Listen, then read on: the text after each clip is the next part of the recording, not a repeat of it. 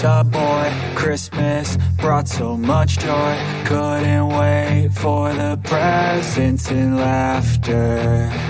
I couldn't sleep late at night, looking for Santa with lights. Those are the memories I still remember. Then I became a man, lost sight of who I am. But right in front of me was the answer. 'Cause on Christmas I feel joy, and I turn back to a boy. The answer is to stay young forever. This is not a Christmas, this is not a Christmas song. This is not a Christmas, this is not a Christmas song. This is not a Christmas, this is not a Christmas song. This is not a Christmas, this is not a Christmas song.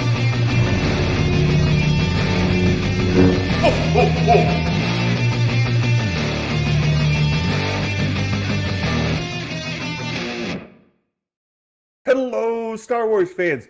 You know, there are just 213 days until Christmas 2023, and today is day 25 of the writer's strike, and that continues to go. But while we are waiting for updates on the strikes and Star Wars news, I've got two of my bestest friends in the world here to talk about Star Wars today.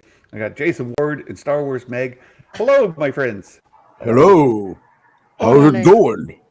It's going well. It's going well. We've got a 3-day weekend, a holiday weekend this week here in the States for Memorial Day. It's where we honor the soldiers, those who gave their lives in the defense of the country and all of that. It's a pretty big deal. And as a veteran, it's somewhat close to me because while it's not for me, having served in active duty Army and understanding folks who have given their lives, it's an important holiday for the families and their descendants. It's a good thing to do. So this weekend we're going camping. We're going out to somewhat eastern Ohio and going to go camping at Rocky Fork Ranch. It's near a state park out there. It'll be a good time. Any weekend plans? Jason, Meg? No. No? I'm just playing guitar. That's all I'm going to do this weekend. I decided. Yeah, Jason's going to fiddle on his G-string. Oh no! Hey, I did see we've got a lot of friends in the chat, and Darth Malik asked a question, just a quick question here. If you lived in the Star Wars universe, and you're some sort of Force user, right? What lightsaber color would you have? Personally, you'd have a single blade red lightsaber. Well, for me, it'd have to be green, because Santa, the colors for Christmas are red and green. Red isn't really with the character of a Santa Claus, so it'd have to be green. What do you guys go with? When Santa said, like, he was going to explain the reason for his lightsaber being green, I thought he was going to remind us to all recycle. No. No. What color would your saber be, Meg? I like the orange, like the in-between, like Baylan. Yeah, great answer. Jason?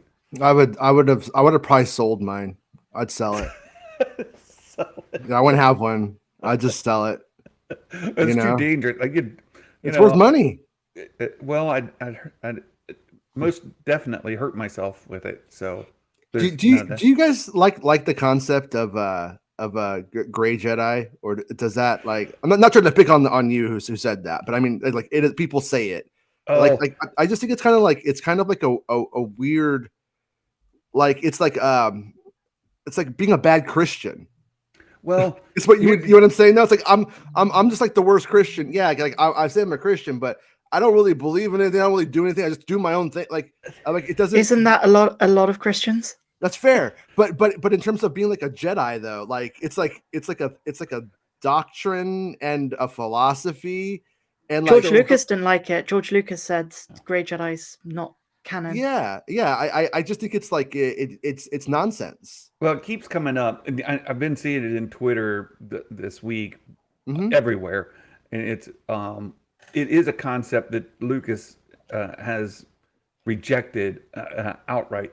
But I think it arises because you've got the adherents to the Jedi Order, those who are Jedi that are, strict adherents to the Order's rules. Right. And then, you've got the Sith, who also are a religion. But not Jedi. But not Jedi. Right. So what do you do with the people who are neither Sith nor Jedi Order, who are Force users? Face Force users. That's what it. I mean, but that's like literally what it is, though. It's like you can't be a 40-year-old man who doesn't camp and say I'm a rogue Boy Scout. Like that's what it's like. It doesn't make any sense. I think so. Yeah, but I don't think they should entertain it. Or is Alec Guinness a gray Jedi? Does it just mean you have gray hair? Think about it. Santa's a gray Jedi. You are a gray Jedi. So is Opera Rancisis and Uriel Poof. They were both kind of gray. Yeah, you have to consider like Ahsoka. I am no Jedi. Well, what is she then? Force user. Yeah, she's a Force user. So, but that's where the idea of gray Jedi comes from. They're trying to place like agnostic Force user. I don't know. They're neither in this camp nor that camp. They're somewhere in the middle.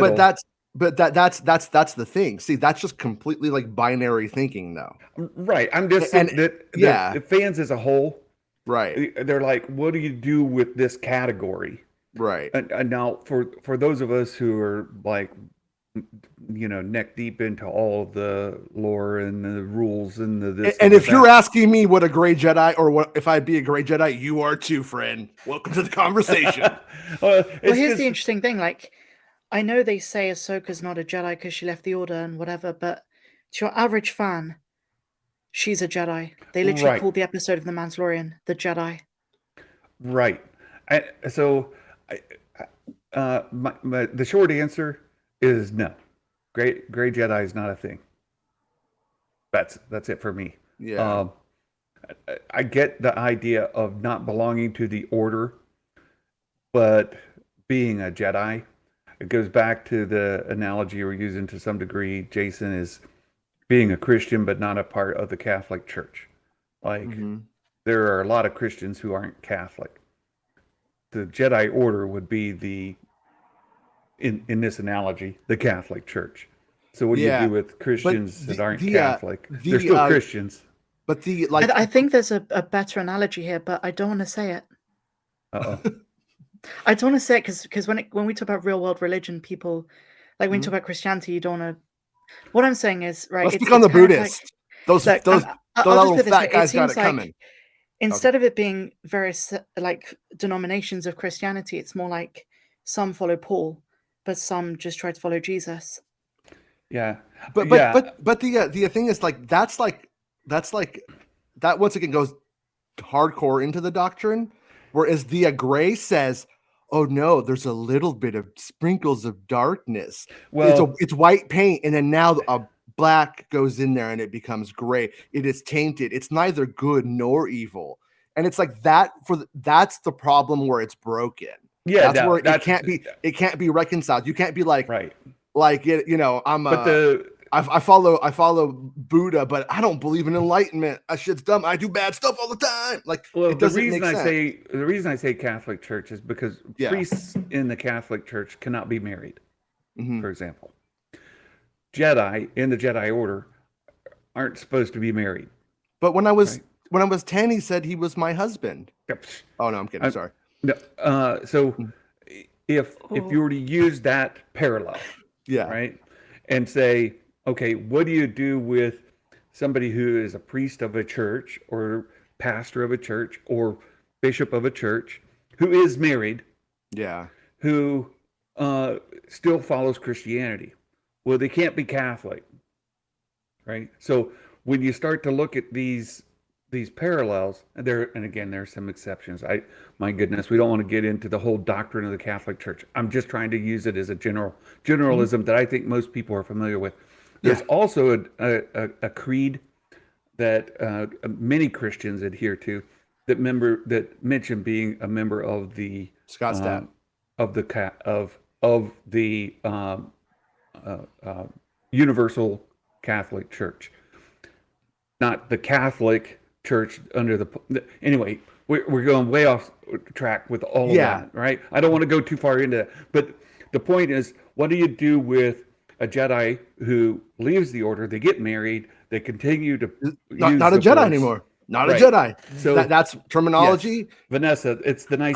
There is actually a bit of a problem with this whole analogy of Christianity, because if the dark side is like, I guess in Abrahamic faiths, the devil, if that's the Sith, like represents like Satan, whatever, and the light represents God, the Holy Spirit, whatever you want to call it, you can't actually be both. You can't find a middle point between those. That doesn't exist as a that's theology. Perfect, Meg. That's perfect. That's why Grey Jedi can exist. Yeah. Right. But people want to think of, well, what about some of those?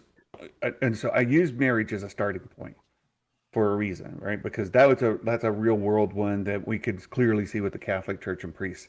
But the Jedi Order had other rules where you're supposed to not use your emotions. You're supposed to, be calm and follow the will of the Force. What happens if you still do follow your emotions, but and you're married and following the ways of the world, whatever, but you're in general principle following the will of the Force, right? Letting the Force guide you. So this is why Star Wars needs its Green Knight. Yeah, Mariah, I'm very aware of all of it. Look, I've been a pastor in Southern Baptist Church, and I'm very familiar with the creeds and the doctrines. I just don't want to get too doctrinally, in this discussion. But you're right. That it's the Roman Catholic Church versus the Holy Catholic Church. There's the Nicene Creed, like all of that. Look, I teach a Bible study in my house every other Tuesday during the summer, but most Tuesdays through the year. I'm on it. Right? And we could all agree that we're all controlled by the Illuminati, though, right? I'm just saying. See, Santa's a Christian pastor, and then on the other side of my screen, I have Jason, who's a well-known pastor of the Church of Anton LaVey. Did you know that Nirvana asked him to play cello on their record? On I did not know Nevermind, that. He declined though. Yeah. But that would have been. So the idea of Grey Jedi to people is defined differently depending on what you're talking about. For those who say, well, Grey Jedi are those that, like Qui-Gon Jinn, right? He kind of blazed his own path. Well, the High Republic era in the writing is trying to address this group of Jedi. They're still Jedi. And so what they're trying to do is define it around, okay, you're not following the Jedi Order, as rules strictly. You're still following the Jedi path, but not the Order. But Lucas did that already, though. He did it with the cosmic and the living Force. Like that was how he addressed it. That was how. I mean, if we want to be hardcore Lucas style about it, but that does resolve it, though. Except that how are you a living being in this crude flesh? Like the cosmic force is not that.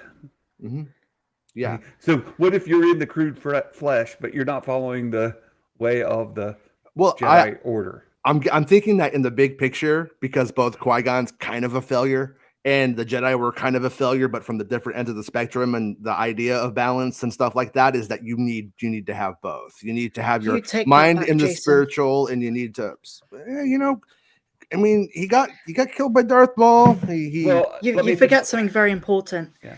You mentioned the living force and the cosmic force. Yeah. I wake up to the cosmetic force. Glow up. Yeah. Yeah, you do. You do. That's the one you want to get. It prevents wrinkles, One time I was hanging out with Megan, like her camera came on, and I was like, oh, Meg does her makeup very nice. That was like my first impression. Oh, she does her makeup nice. Yeah, I remember that. Yeah. So she's not lying. The High Republic era is trying to address it in that they're way seekers. They still follow the Jedi ways. They still follow the will of the Force. They're still light side Force users who aren't following the doctrine of the Jedi Order. And that's the important distinction, that the Jedi Order doesn't define everybody who's Jedi. And that's a double sausage, double pepperoni, mushrooms, and a zesty bell pepper on the pizza. That's the Jedi Order, right? I don't know, but Can I like get it. a large Sorry. Coke with that? Just like I like all those words, Jason. And anyway, we are way off path for today. Today we were going to talk a little bit about Temuera Morrison being in the Ahsoka series. So this is a story that broke yesterday. Meg covered it today. It's all over the everything. And there's some speculation about, well, is he playing Rex? Is he playing multiple clones? Is he Rex in a flashback? Is he Rex in the Mandoverse era? Is Rex still alive at the time of the Mandalorian, Ahsoka, Skeleton Crew? So I did some quick math this morning and I shared it so that I wouldn't forget it. He would be in his 80s, equivalent, because they age at twice the rate of a normal adult, whatever. If you add up his years, he'd be in his 40s normally, but double that, he's in his 80s. There was talk. I don't know where it goes. I don't know where it falls, if it's completely crap or what, but that if they were going with they're making it even more convoluted and saying that it stops at the double acceleration of age stops at a certain age. That was one of the solutions that they had. I have no idea if they committed to that. I don't either. I don't think they did. I'm gonna be inclined to listen to Jason because he was the first one to tell us there's no Temuera Morrison in Mando season 3, and we were all like, "What do you know?" And then he wasn't in it. No. I know. And I would say that he's not Boba Fett in this show based off of the fact that they started the Boba Fett work on new costumes and materials after Ahsoka wrapped. Yeah, so Mumbo Jimbo asked, is Captain Rex confirmed? No, he's absolutely not confirmed. So One Take News, who reported it yesterday, and they had some directors for Skeleton Crew correct recently, and so there is something there that you could say they've got something right in the recent future. So there is that, and so that is a reason to not go, oh, I doubt this. There's somebody to generally go, okay, they're probably correct. It's probably true. Yeah, but they were saying Temuera. So then people are making the connection to Rex. They didn't report. They did say Rex. They did say Rex. Jason's going to say something. Oh no! I'll look it up. Okay. So Maria says, guys, there's going to be a World Between Worlds flashback where they do something involving Rex. I do believe that that's part of it. Josh over at the Den of Nerds covered your story from before, Jason, where you were talking about the flashback scene with Ahsoka. If she had not left the Jedi Order and she would have been involved in the fight with Anakin on Mustafar, and that there was a younger actress cast as a younger Ahsoka, and from the Clone Wars in a scene of some sort as well. And so with all of that, from what you've reported, even there is a strong possibility of Rex from those eras appearing. Now, the issue with that to some degree is only that Rex would have, Temuera Morrison is his age and Rex would be younger, but not to veer off too far, just one little side note. Yesterday you were on Twitter having a conversation with that dude, and you're like, there's nothing to make any of this Anakin and Luke in this other movie stuff be true at all. Did you see the tweet I had from Maria yesterday? Yes, I did. It's from her fan film. That is the level of research going into that rumor, that her fan film, I believe, sparked that rumor. Her Facebook post on it has like over 1 million views on it. Right. And we were joking yesterday, like, we're like, 1 million, there's 1 million people. There's a couple of idiots in that million for sure. And that's how it got started. Yeah. So just aside, I just wanted to make sure so what it says at One Take News is Temuera Morrison will be making his return to the Star Wars universe later this year in 2023's Ahsoka. Multiple sources tell One Take News Morrison will be returning as fan favorite Captain Rex. Okay. Although it's unclear if he will appear in flashbacks or in present time, it's unclear if Morrison will be playing any other clones. So they are only saying he will be fan favorite Captain Rex. Perfect. I feel as though people speculating the flashback thing clearly haven't seen the last episode of Star Wars Rebels, because the epilogue clearly states that Commander Rex, because he's Commander Rex at this point, went on to fight in the Battle of Endor and then became a pivotal part of the rebellion. So, yeah, we're only 5 years afterwards, so he's definitely still around.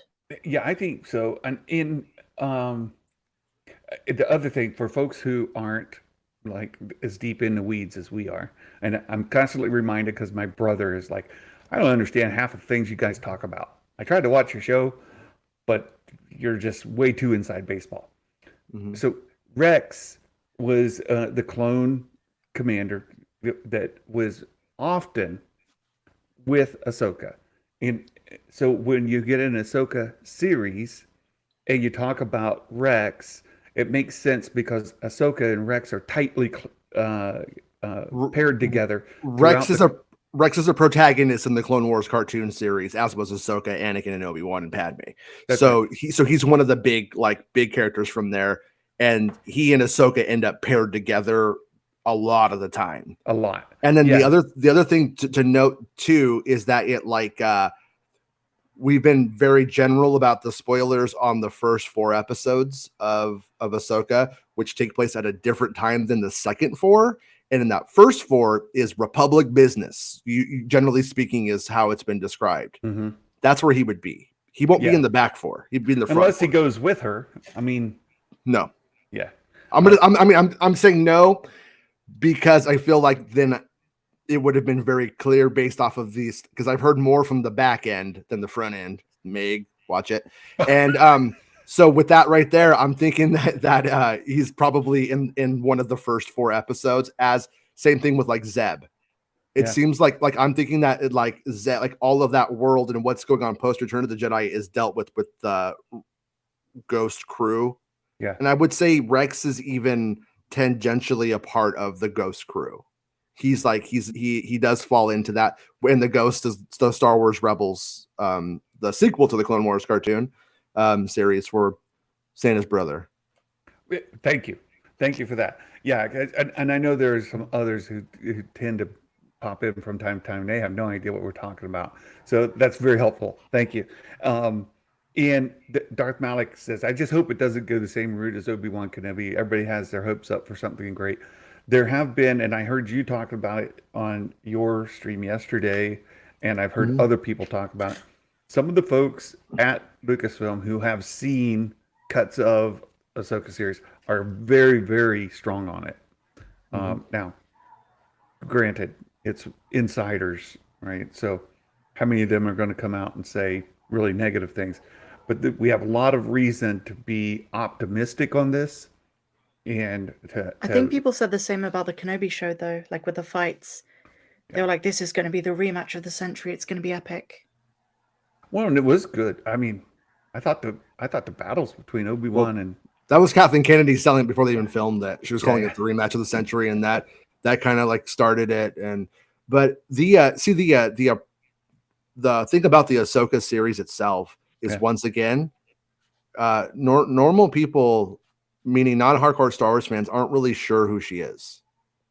And then they've seen the Clone War. I mean, they've seen Mandalorian, and she shows up, and in that series you get it, but you don't really get much out of it. But if I did not watch any of the cartoons and I only watched Mandalorian, it would be a bit of a head scratcher about why that character gets her own show now. I'd be like, well, I wonder why. Yeah. You know, I don't know if I'd be like, oh, that's dumb, but I'd be like, I wonder why they would do that. Like, it doesn't really, like the lady who, you know, gets Grogu to the bus stop. Why does she get her own show? Right. That's a really good point. That's it is a really good point. And Jason, can I ask your opinion on something? Is it true? No. I keep seeing these videos about people saying that people didn't applaud for Kathleen Kennedy at Celebration. Is that true or is that edited? I wasn't there on that one, so I'm not sure, but I have a feeling if that had happened in the moment, it would have been like really big. But no, and I don't believe it because at Celebration's the cult. That's the choir. You say anything, you're preaching to the choir. Everybody's on the same page. Everybody's there.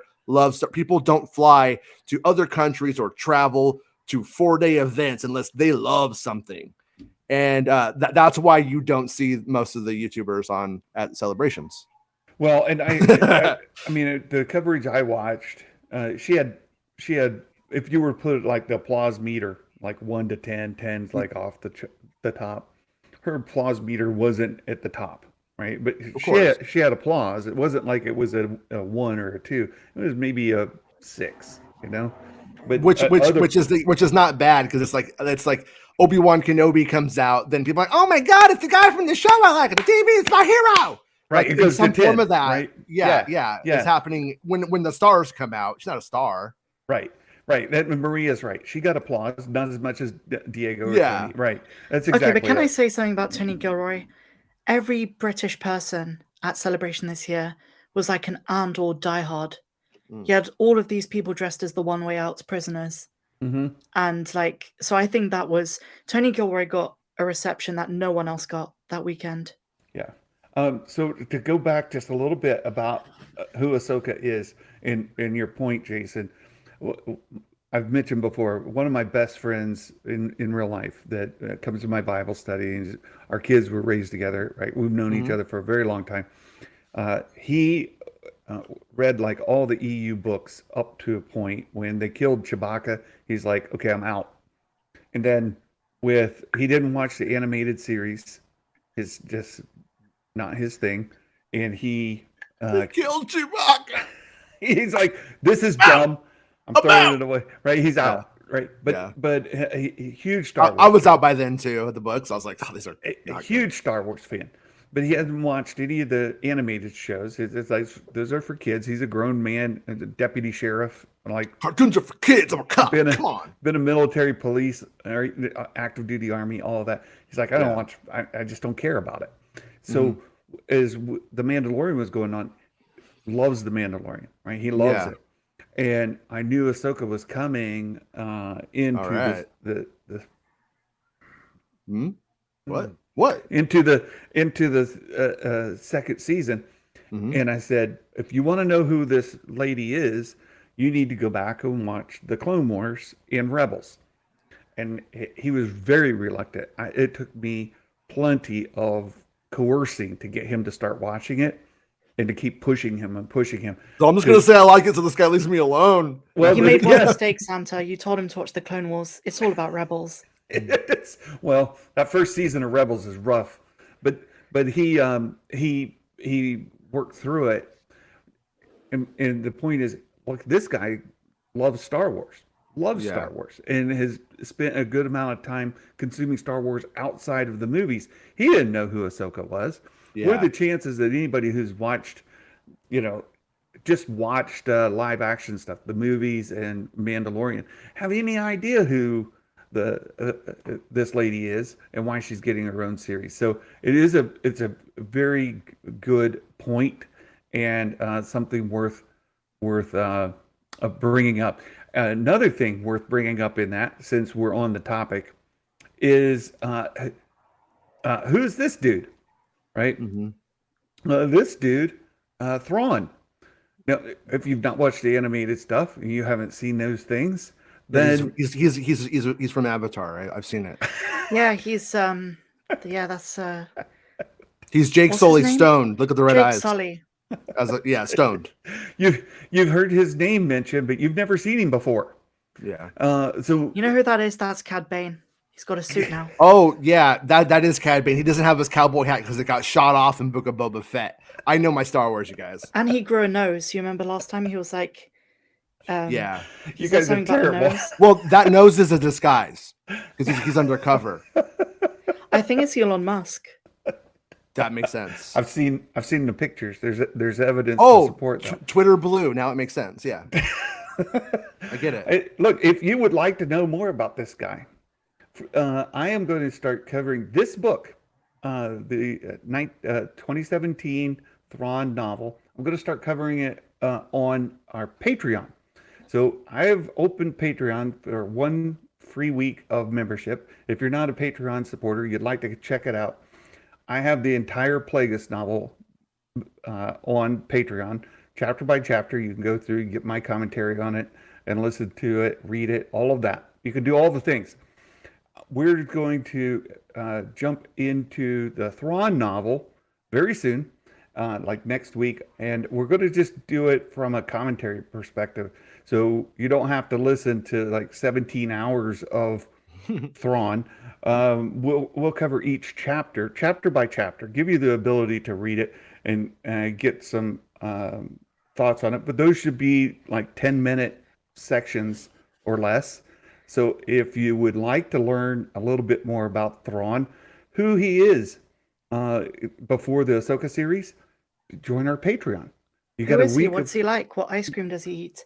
Exactly. I've got to say, if you guys prefer Heir to the Empire, you should join my Patreon because You should. incidentally, after Santa just announced that, I just remembered I'm going to be doing Heir to the Empire. So There you go. You should. I'm And joking. you could join. You could join my Patreon, and we don't even read.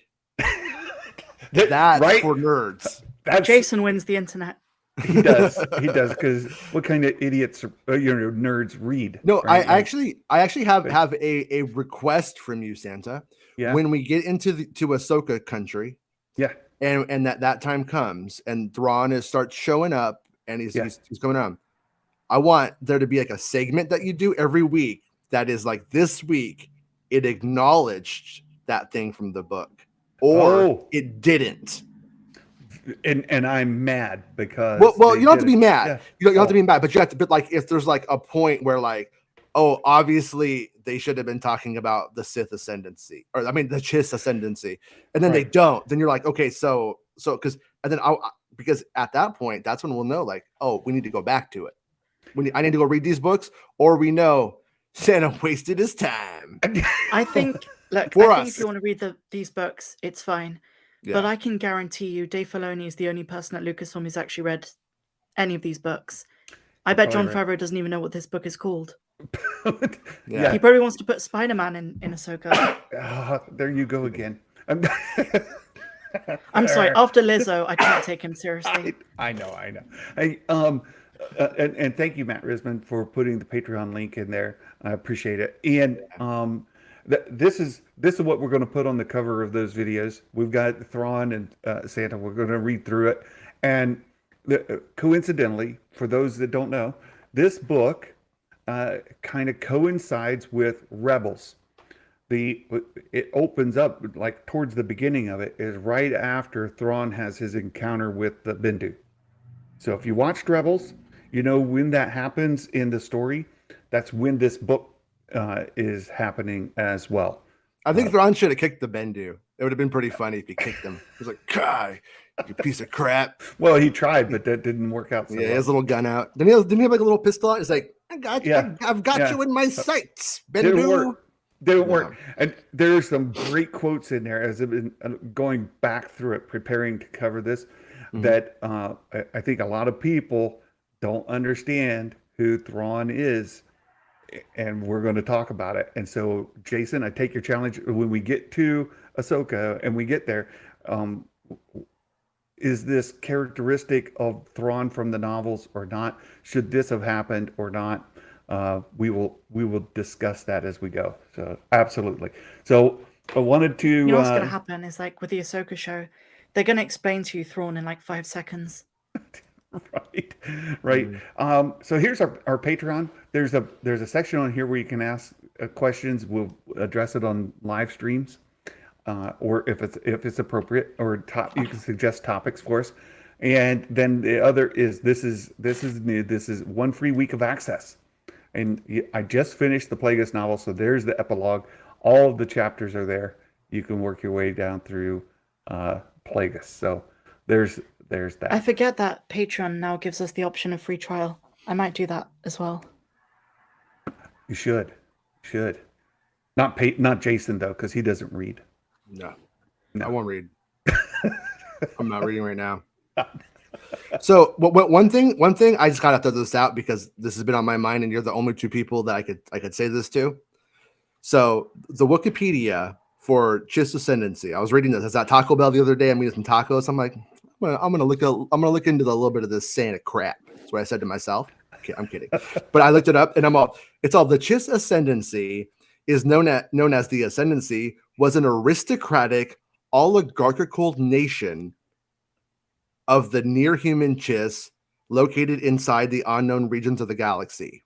If that sentence is in fact true, and you in any way think that Thrawn is a hero in these stories, an oligarch is not a hero. Well, it is not. It is the exact opposite of that. He got in trouble with the Chiss Ascendancy all the time because he wouldn't follow their ways. In fact, he was kind of challenging. So he goes completely rogue from it. Like he's not about more it. Really? More or less, and because he's constantly getting in trouble, and like those oligarchical families, the leaders in the Chiss Ascendancy were always like, "Oh, that guy! He makes me so mad because he won't do he knows the way we should do this, and he doesn't follow who he should follow. He doesn't do what he should do. He's like Tolstoy. Crazy." But Jason, you're looking at this wrong. This is what's going to happen.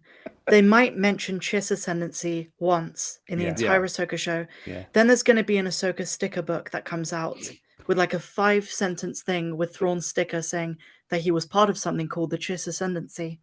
That's about the level of the Ahsoka show. I think it's going to be a sticker book with the tackiest font, red and white, like jagged lightning, and it's going to say Ascendancy. It's just going to be a sticker with no explanation. People are like, yeah. So we have some other stories to cover. Ascended. See you later. Let's on the next segment, guys.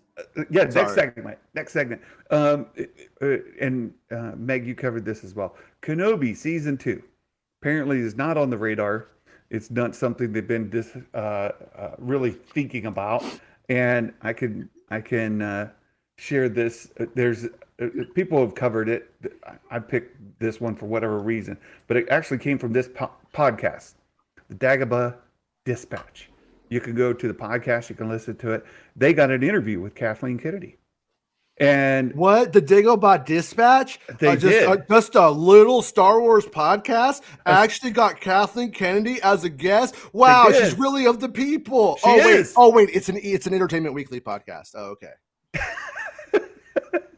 Sorry, I think it's so lame when you got corporate magazines come out and they go, "Oh, we're just a couple of nerds like you guys." Okay. That's the same complaint people had when big news outlets and corporations started doing YouTube Shorts. Yeah, I don't like it either. I don't like stars doing podcasts either. I don't really care about Tom Hanks's train collection or something. Like just stay in your lane, pal. It's my take. Grumpy Jason. That's okay. Look, they had this interview with her, and I just got this because they took a piece of the interview and put it in text for us. Yeah, it said that Kennedy told the podcast, "I always hesitate to say no more Obi-Wan Kenobi. Maybe we end up doing something that gets incorporated into some other stories, so eventually into a movie." This is really the takeaway. Like Solo 2, for example, right? Solo 2 is never going to happen. But they'll take some story elements potentially at some point and throw them into something else. The Lando series is the example of what that would be. Perfect. Yeah, I think Solo is going to be inserted. I agree. And or bits and pieces here and there. Perhaps we get to see some more about the Crimson Dawn at some point. Maybe. I don't know. But if it were, it's not going to be in a movie called Solo 2. I don't think it's fair that they make that joke about Dawn just because that time she wore those white pants and, you know. Anyways, what I was going to say was I'm pretty sure. I don't get it. Me neither. Crimson Dawn. Dawn wore white pants. Oh, come on, guys. Come on, catch up. All right. So no, but what I was going to say was I think there's like a logistical problem in terms of the story elements that are actually on the table that they can realistically play with now that they've done one mini series of Obi-Wan Kenobi. Because to go and do it, like the only thing you really have left is Qui-Gon showing up at the end. That becomes like the element. So what you end up having to do, I think, is you have to like bring in more elements, like not to say this would be it, but like Cal Kestis in the path. Then you have to bring that in, and you start to come to a point where guys go, "This isn't an Obi-Wan Kenobi show now. I feel betrayed. I was missold." So it's like, yeah. So Ewan McGregor as Obi-Wan Kenobi completely could show, but whatever that idea is, it probably won't be enough to brand it fully as Kenobi. You know what I mean? I think that's what she's saying here, because like it's more, it almost might be even more realistic if they were to go hardcore on that very final idea that it might be a Qui-Gon thing. It might be Qui-Gon dealing with the Bendu and the Force stuff. So we could have a Qui-Gon through the ages that becomes the Kenobi sequel, right? I got a perfect example for you. It'd be like if they made the Plagueis movie off of the book, and you actually watched it and saw that it's really about Palpatine. It'd be just like that. It'd be bait and switch. That's what the Plagueis book did, and you could find that out if you go join my Patreon. And Real 2 dialogue too. That's what it said. You ever heard the legend of Darth Plagueis the Wise? You bring that up. That's really good. So I think here she's not saying that we won't see Kenobi again. We won't see Obi-Wan Kenobi in this time frame again. Yeah. She said, right, there's no plan to do a Kenobi season 2, or possibly we could see him appear in other shows that get made where the story ties in, or a movie if a grand concept comes around. She's not saying never. She's just saying we don't see a path to that. And I would also say Kathleen Kennedy, who was like the #1 source for anything Star Wars, after that round of interviews that she did in the Celebration time frame. Yeah. I put her like, she was like A, she was S tier, as they say. Now she's way down. She's just talking. She just says things. It's like, nobody knows, so I'll just say something general because I'm damned if I do and I'm damned if I don't. Like that's where she's at. It took you that long to realize? It's like no, it didn't, because she used to just not speak. It's like Favreau saying the time frame for Grogu and Mando 1, 2, and 3. He had no idea. He's just trying to make it up on the fly on the carpet, and it just didn't. I think that was probably because he was a bit exhausted from like the. But with Kathleen Kennedy, she's like, like the last year, she's been a bit off. Oh yeah, the Taika movie's coming out, and we're gonna make that 2023. Taika's like, what? I gotta write it, I guess, next year in 2024. Like, it doesn't make any. So it's like, you dropped a little nugget in there that if you've been following on Twitter, you know that I brought it up. I've always wondered, what was Dialogue 2 of Real 2? Like, I understand R2D2 was when they called for Real 2, Dialogue 2. R2, Dialogue D2. D2. Yeah. For American Graffiti. He's like, oh, that's a good name for a droid. I'll write that down. And so he did. Well, what was it? Like, if you were to put that reel on and play it, what is that? Yeah, I've wondered if it's like, does it, in that context, is it like a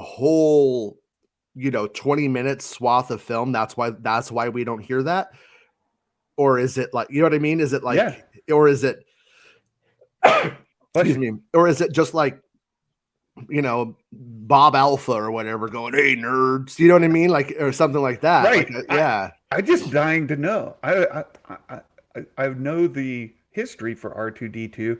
He's such a prominent character. Maybe you or someone should ask Pablo Hidalgo. Maybe he'll answer it. Oh, I know somebody who knows him. He might, you know. I would just ask him on Twitter. He probably won't answer me because he's a liar, and I don't like him for that reason. I'm friends with somebody who is friends with him, like in real life friends with him. I should ask him to ask Pablo, because Pablo may or may not be able to get that answer from American Graffiti. No, if it's probably known, he would most likely know. Back in the day, I used to ask him some questions, and he would actually go look. Oh, so it's completely like there's this mystery, and I was hoping he could solve it. He never could. Of Padme, where she has like a headdress on from Attack of the Clones with the dress that we see in the movie, and it's like, what was the deal with this? And like nobody knows why she has this on and that thing. It must be from like a costume fitting, and they must have just said toss that, but nobody knows what the story with that is. It's weird. Do you guys know who speaks the first line in every Star Wars film? Who? No, I'm just saying, like, it varies. Oh, I thought you meant it was one person all the way across. No. I was like, what? It's not like Clone Wars where it's like murder. I don't. Yeah. 3PO is A New Hope. Yeah. I see. No, I don't know from each movie who had the first line of dialogue from each. Does the probe droid count for Empire? Isn't it like blah blah blah blah blah blah blah blah? Yeah, well, I guess that counts. Does that count? But here's one. In Revenge of the Sith, is it Obi-Wan or Anakin over the Battle of Coruscant who speaks first? I'm going to guess it's. Oh. What? Okay. All right. New challenge. So, Droid rights. I've always said, if I could ask George Lucas one question and have him answer it, that would be my question, is what was dialogue 2? What was the actual dialogue 2 of Reel 2 in American Graffiti? He'd be saying, I don't know. My question would be, Heidi Fleiss's Little Black Book, was it just for eye candy on the red carpet, or was it for a little bit of George time? He's in there. He's in there. Oh no. Yeah, I'm not even joking. He's in there. He's in He's in her client's book. Yeah. Oh no. Well, George. Darth Malik says, Anakin was saying, this is where the fun begins. No, that's not the first line. No, that's not. I think it's Kenobi before that. That's what I thought it was, but I was like, I don't know if it is. No, I think that comes a little bit after that. I think there's a little dialogue between them, like, and Obi-Wan saying something to the effect of, hey, we need to do whatever. And then they come in, they have to refocus. This is where the fun begins, and they swoop down into that. And then a buzz droid rips off R4's head. Yeah.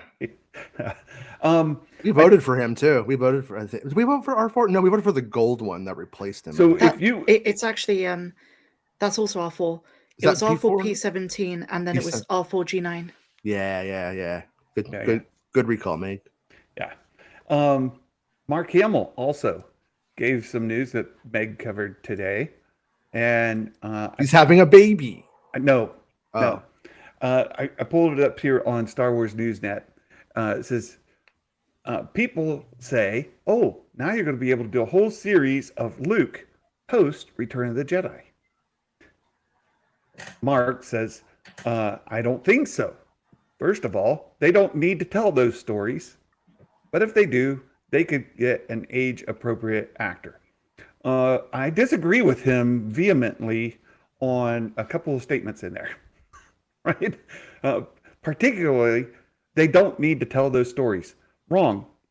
They do need to tell those stories. I think people would love to see those stories. I have for years said I would love to see them do an animated series like the Clone Wars animated series.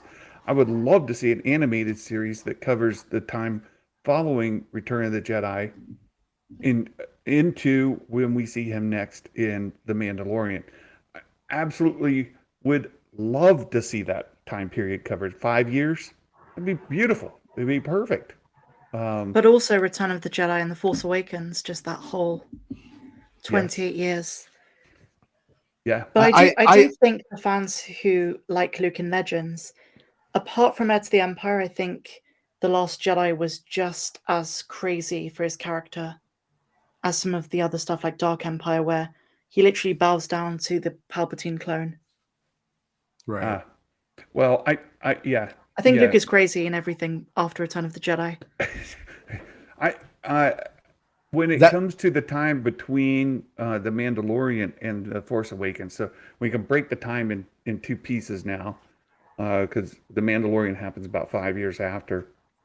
That time period in between, I think, could be an animated series, a much younger Luke, and then the time from The Mandalorian to The Force Awakens would be a great era to cover with Luke Skywalker as well. In fact, it's one that I think the fans need to see the progression of the character from Return of the Jedi to the Last Jedi. We absolutely need and I it. feel like fans are going to appreciate Episode 8 with time. I feel like fans don't realize how true to Luke's character that is. Yeah. If you did the thing that I did, which is before Episode 9, I kind of went back and reread tons of Expanded Universe comics. Mm-hmm. You kind of get this understanding that Luke is very flawed. He's not this perfect video game character that everyone thinks he is. Yeah, I agree with you, Meg. And I get that even through the original trilogy.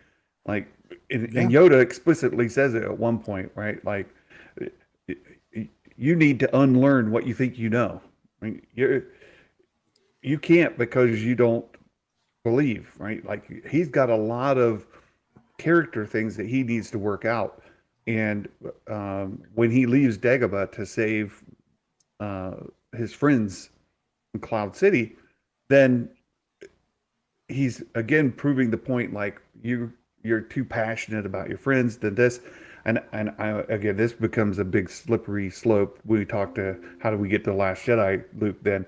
Well, it's because he has such a misunderstanding of what everything is, and he has so much to learn, and he's a grown adult. If you thought Anakin was too old to train, well, Luke is like 3 times older. So he has a lot to unlearn, and he's got a lot of flaws. He's got a lot of things to figure out, and he's just clueless on, and or wrong. Well, just and that's wrong. And that's the other thing is too, if you want to take it seriously, like very, very, and what's on screen is when Luke finds out that Darth Vader is his father and that he's going to be an instrument of evil, potentially, he decides to kill himself instead. And people fight with me about this, and you could go to the scripts, to the not the one that they put in the art of book that was like all dolled up. Look at what the intention in the script was, and it's that Luke would rather die and makes his choice. It says something to that effect, and then he does.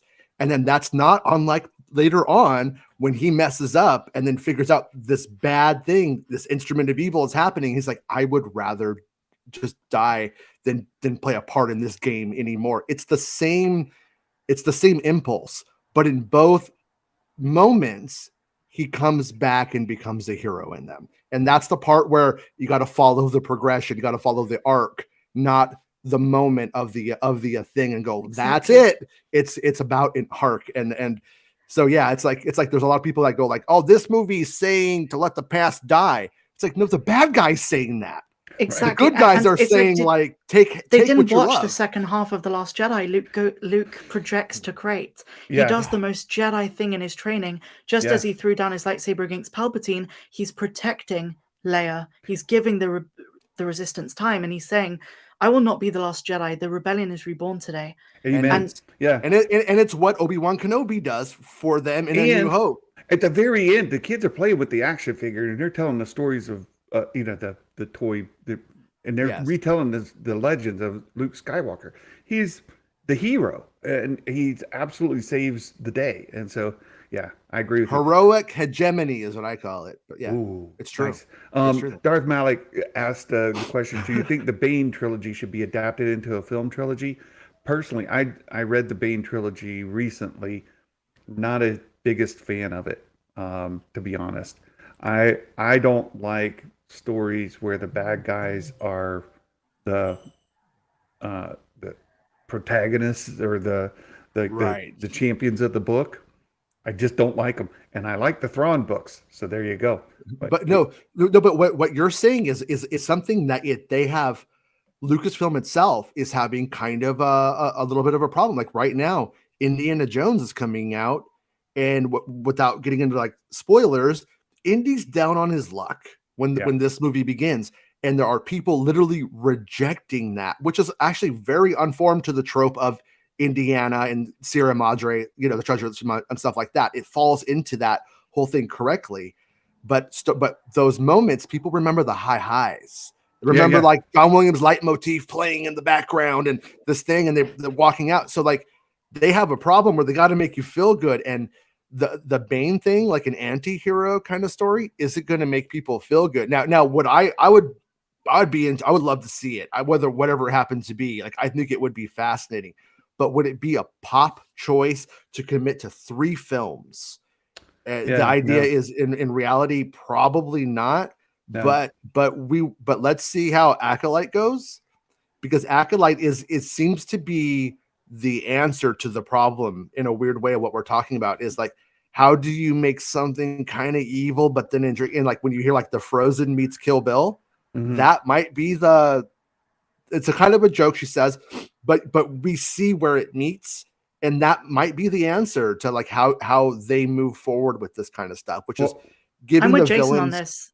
The Acolyte really does sound like it's the formula to get this right.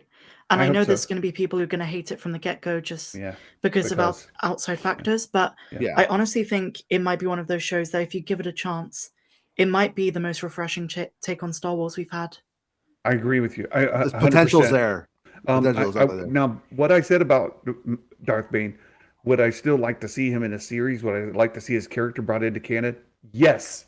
100 times yes. I absolutely would love to see Darth Bane brought into canon stories. I would love to see him as an antagonist in a story. I just would not like to see a Darth Bane series. So that's me. Darth Malik, you're a KOTOR 2 fan, aren't you? Isn't it Darth Nihilus who's in the Acolyte in a holocron? Oh, in the Acolyte? Darth Nihilus. I've not heard if Darth Nihilus is in there or not. I have. I'm pretty sure it was. Where did we hear that? This was like last summer. I'm clueless. You didn't share with me. Or maybe was it maybe the original like what was his name? Those leaks. Maybe it was one of them. Is there going to be a connection between the Nihil and Darth Nihilus, like as this goes on? No, I don't think so. Is Nihilus in canon before then, like officially now, or no? No, that's okay. Well, no, he is canon. He was in the canon. Okay, he's in that reference book. Well, okay. Wait, as a statue in 9. Yeah. But we don't know anything of his story. Catch up with the chat. Mark Hamill said himself, Last Jedi, Luke was bad. He called him Jake Skywalker. Watch the rest of the documentary, Chilling in the Basement, because it's in the documentary where he refers to him as, this doesn't feel like Luke. It feels like Jake or something. Documentaries don't have like a corporately made Disney documentary isn't obligated to tell you the truth. And if that was the truth, they wouldn't have done it.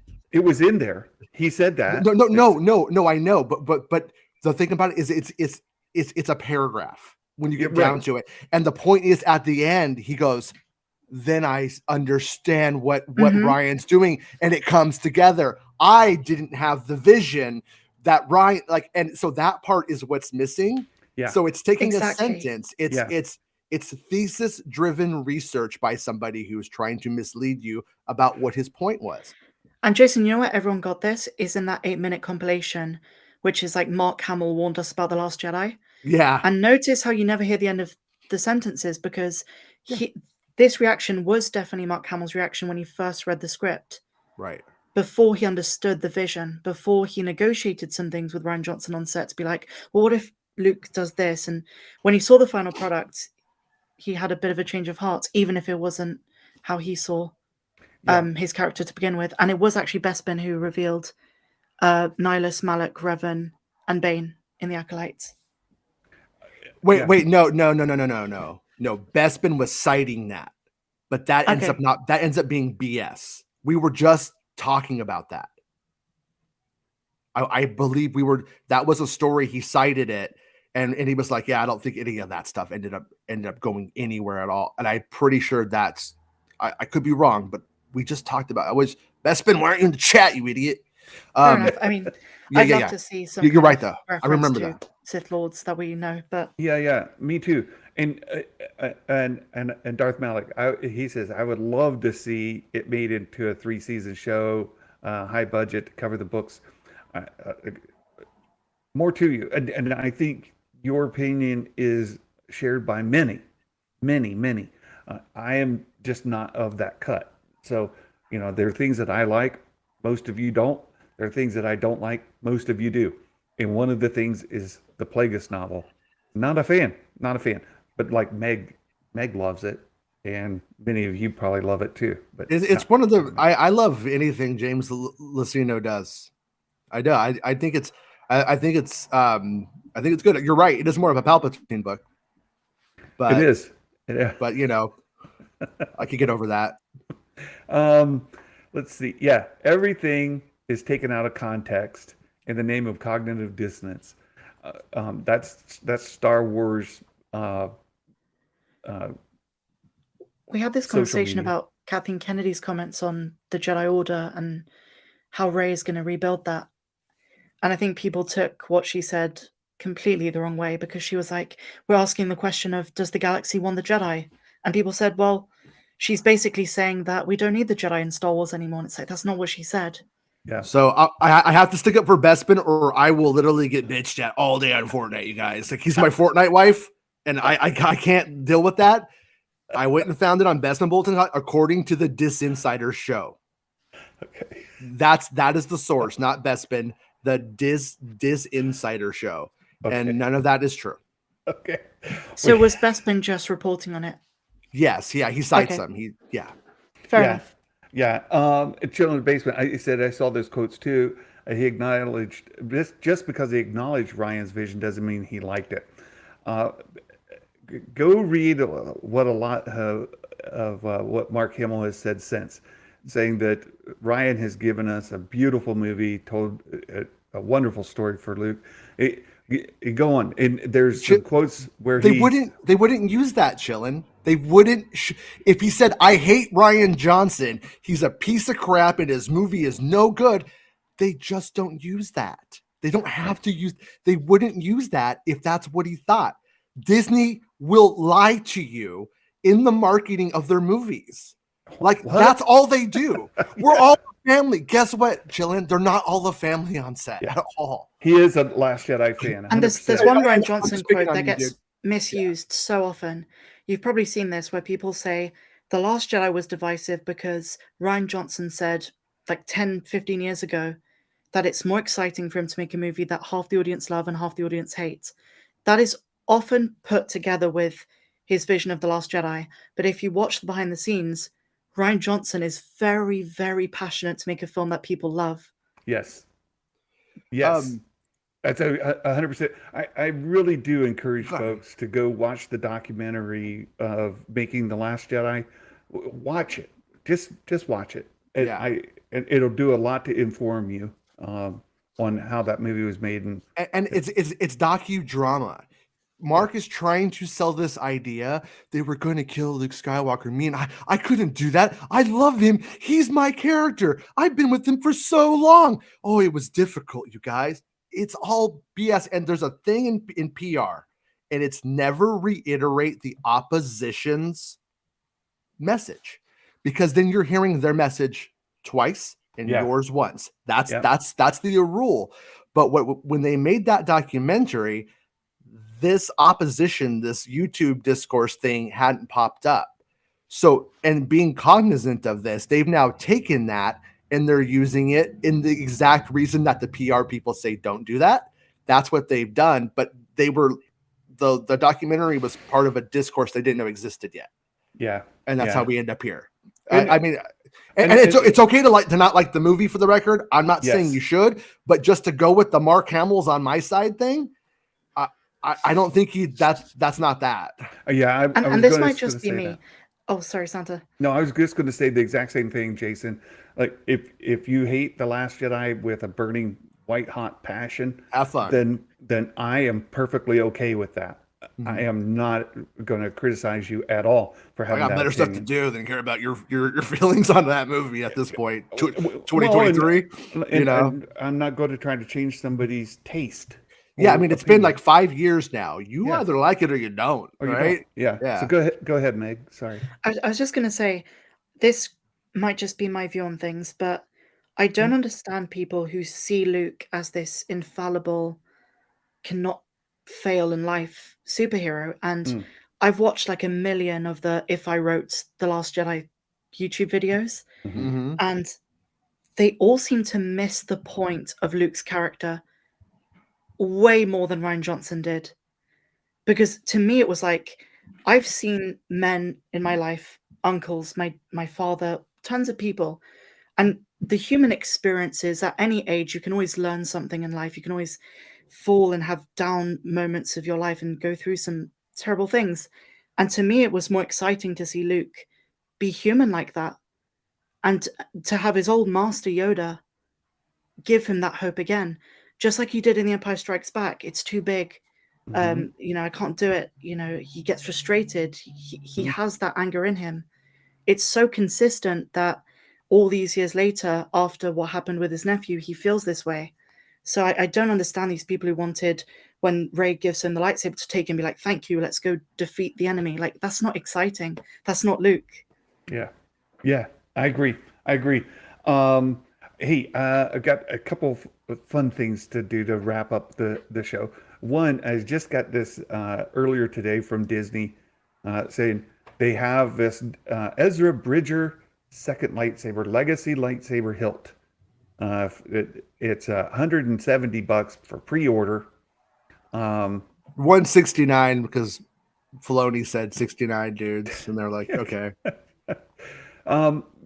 Look, I'm not a fan. No? $170? Oh, well, yeah. I mean, I'm not a fan of the price. I think it looks cool. What do you think, Meg? You're a big Ezra Bridger fan. You love it. I am. You love It's- Rebels. This is It's fine. Sabine's. This is Sabine's lightsaber, essentially, right? That she's going to have in Ahsoka.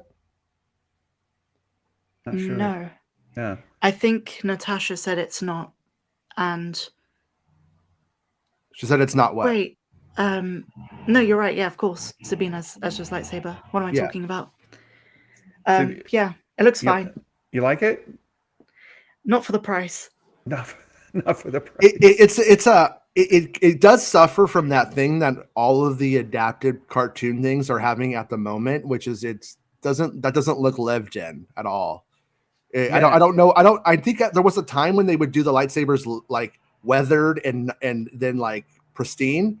Yeah. But when you see it like this, it does need a little bit more like it's existed in that universe. So I would say my criticism of it, not as the lightsaber design itself is fine, but it just looks too shiny, too clean, too new. Well, if you get it, there's somewhere you can put it to make it a bit more lived in. There you yeah. go. And I have There a you go. feeling this is a play on words. Listen out for it. This is going to make your whole week. I'm Yeah. afraid. Mm-hmm. Well, my hole's not weak, so I'm gonna get that thing out of the country and wherever I want to take it on an airplane. Meg, why do you do this to me? She gets entertained by turning me red, making me blush. It's a thing. You know me, I'm a back end guy, Matt Risman. You guys are terrible. Mike Porter dad joke is the other one. Why was Jedi Master Windu important? Because he didn't want to Tupac about it. Because he maced things happen. Ah, okay. That joke went right out the window. Yeah, Tupac was almost Mace Windu. Or he tried out. I love it. KG says, I seem to recall George Lucas was going to make Luke a hermit too, because poetry, it rhymes. That is true. He had a vision at one point of doing like an Apocalypse Now treatment with Luke. And he, if you go back, he wanted some involvement with Apocalypse Now. He didn't get it. So he still had this like unsatiated thirst to do it. And he kind of thought, well, he could apply that to Luke at some point. And there was going to be a woman who went and found him, and so on and so forth. So, yeah. And in 2012, Mark Hamill does a Entertainment Weekly Cape Town Festival screening of Return of the Jedi. And if you watch what Mark Hamill says, he says, I don't want a lightsaber fight. I don't want to get in shape for that. I don't have that in me at my age. So I want to be like a wizard. I want to make a hermit. Like, you know, he says everything that they basically did. And he was involved in the story meetings for the sequel trilogy for both films. At that point, it was just the first one. But the point being, all of that is a prefabricated, fake docudrama kind of soundbitey stuff. And it just didn't age well. And Darth Malik's right here too. And Star Wars is also a never-ending cycle. That's true. Yeah. It's the same with human history. And one of the things that George did brilliantly, absolutely brilliantly with the original trilogy, and I'm saying things that people know, like they know. He studied these tropes that happen throughout history, tied it in with Buddhism, Maoism, Christianity. Right? He was raised a Methodist, and he calls himself a Methodist Buddhist now, or Buddhist Methodist now, something like that. And so all of this, and of course, the hero's journey, and applying all of that plus human history to it, because it does repeat and it does rhyme, right? It just keeps happening in our history over and over again. Those who forget history are doomed to repeat it. And that's exactly what happens in Star Wars over millennia. And no, over 2 weeks. 2 weeks. But also the Rey movie is kind of rumored to be about the same sort of ideas. Are the Jedi needed? What's the purpose of the Jedi in the galaxy? So on, that have been addressed before, but we're going through different eras, and now we're in the post New Republic era, or whatever is going on. And the same question comes up again because we're in a new era. Every era has to address these same things. So, and because it's Star Wars, every era has to come up with a different answer. That's the wrong one. That leads to war because it's Star Wars. You have to have the war. So it's that's true. So if that frustrates, I see it frustrate people. I'm just like, what do you want? You want more, or do you want it to stop? Because if you just want it to stop, then and then they lived happily ever after. Yeah, and then the Republic really got its stuff together. It was a just society, and everything worked out just fine. And here's Ahsoka, where she gets an apartment with her friends from during the war times, and they're all happy. Like, no, that sounds dumb. Three's Company with Ahsoka. I was thinking Friends. Oh, no, yeah. Jack Tripper, buddy, come on. Ezra Bridger in his Jack Tripper phase. The ghost of Kanan shows up as Larry. They're going to the Regal Beagle. Chewbacca's there. Come on. Who would be Furley? Who would be Furley though? Who's the Furley? Oh, Pelemoto. She could be like Pelemoto. Could show up as the Furley.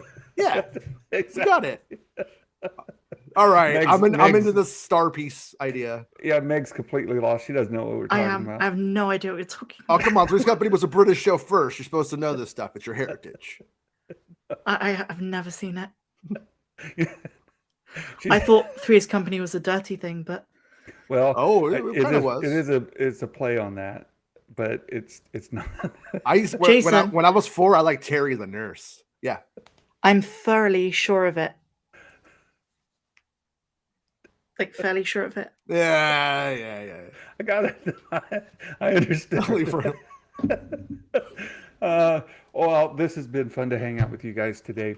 Again, Monday is Memorial Day. Remember those here in the States, especially as we celebrate Memorial Day, what the holiday's about. I know it's a good time to get together with your friends and cook some burgers and brats and dogs on the grill. And even better, when you vote next time, vote in favor of some things that will help veterans. That's probably another good way to take it too. Make sure. I don't want to go overly political there, but yeah. Also, Jason stirring the pot.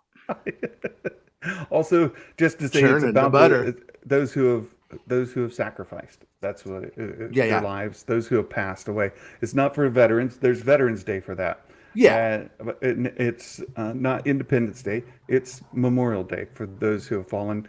And if you go back to the early establishment of the holiday, it's actually a very religious holiday as well. So for those who separation of church and state, no.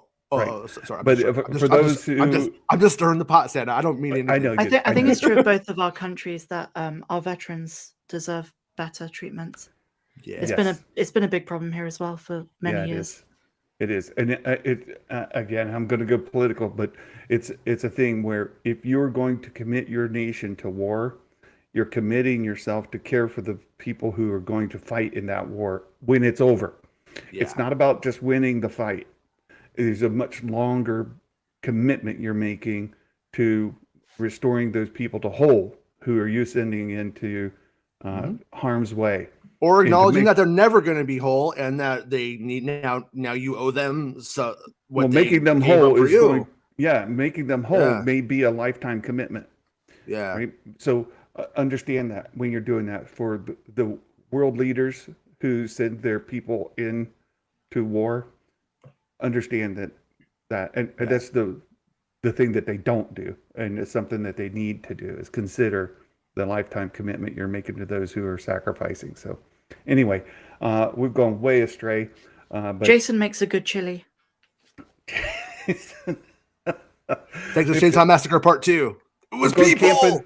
I'm going camping. I'm going to enjoy some time with my family. I hope you guys have a wonderful weekend. And thanks for hanging out with me again today. I've had a good time. Don't fight a bear. Yeah. And have a good time. If you guys will hang on for just a moment afterwards, sure. There's something I want to discuss briefly. All right. Okay. So you guys, thanks for being with us all today. I can't wait to see you next time. Have a wonderful weekend. Until next time, my friends. Merry Christmas.